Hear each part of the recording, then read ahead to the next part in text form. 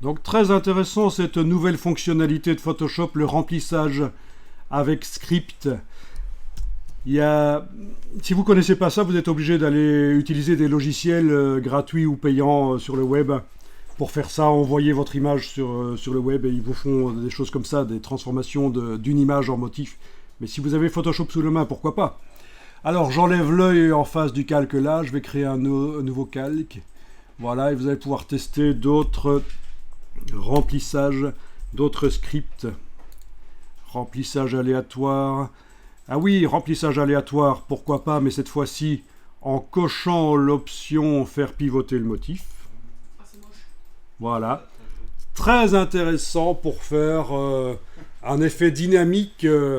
Voilà, vous avez un effet de peinture un peu. On faisait un peu ça en peinture avant, des choses comme ça pour des publicités. C'est des amas, des explosions, voilà. Très intéressant. Je vais annuler ça et remplir à nouveau. Parce que je voulais que ce soit, par rapport à mes fougères d'en bas, je voulais que ce soit plus grand. Donc je vais jouer sur les curseurs mise à échelle. Voilà, mise à échelle et densité pour voir un peu obtenir.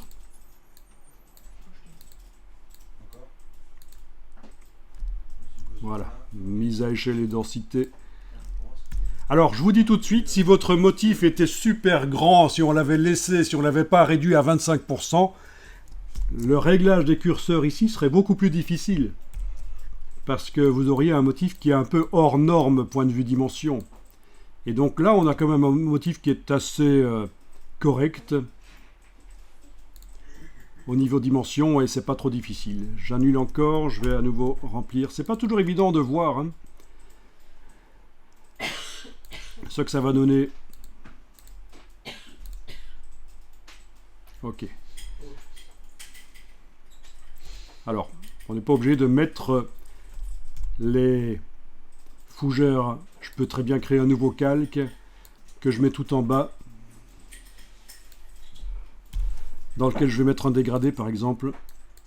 Et voilà. Non, c'est pas joli ça. On croirait voir du Andy Warhol, tellement c'est joli.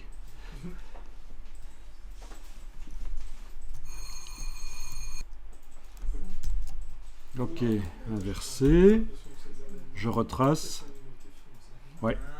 Vous avez vu que vous avez l'option inversée si vous voulez inverser le dégradé. Mais il faut le retracer. Moi je l'ai plus ça, monsieur. Ah oui, ok. Alors, possibilité de mettre une ombre aussi sous les rasoirs dans ce cas-ci, mais l'ombre ne se mettra pas sous chaque rasoir. Contrairement à ce qui se passerait avec d'autres techniques qu'on va voir un peu plus loin. Là, pas de possibilité que l'ombre aille sous chaque rasoir.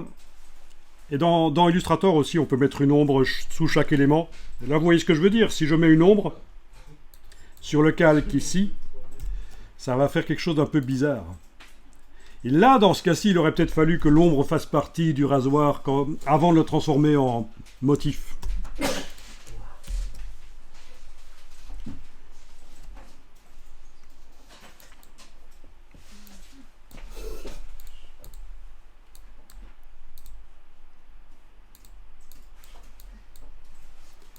Alors. Ouais, donc voilà le genre de choses que ça nous fait au niveau des ombres. Ça peut être sympa, ça peut faire son effet, mais quelqu'un qui est attentif va se dire, mais tiens, c'est bizarre, c'est juste sous l'amas de rasoir qu'il y a une ombre, et pas sous chaque rasoir. Il y a en dessous de chaque rasoir quand même, hein, monsieur. Non, un rasoir posé sur un autre ne fait pas une ombre. Ici, l'ombre ne se prolonge pas ici. Tandis que, voilà, il eût été possible.